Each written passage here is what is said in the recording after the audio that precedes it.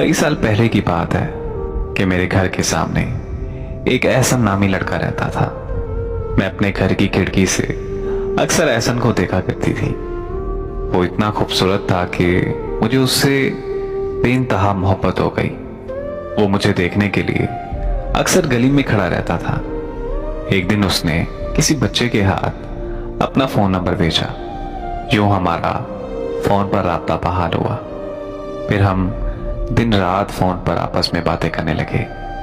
मुझे घर से बाहर आने जाने की इजाजत नहीं थी तो हमारी कभी आपस में मुलाकात हुई ही नहीं थी।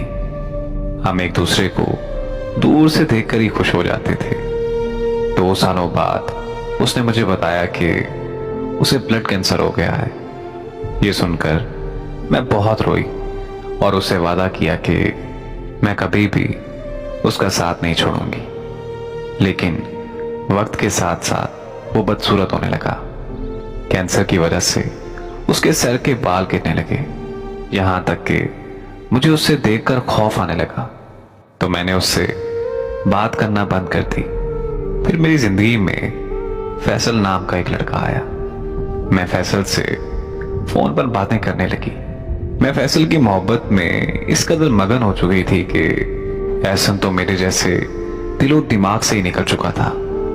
लेकिन मैं जब भी स्कूल जाती और वापस आती तो एहसन मुझे देखने के लिए गली में बैठा होता था। जब मैं दूसरी तरफ मुंह करके गुजर जाया करती थी। और फिर एक दिन मुझे खबर मिली कि एहसन का इंतकाल हो गया है। एहसन की मौत के बाद मेरी जिंदगी का बुरा वक्त शुरू हो गया।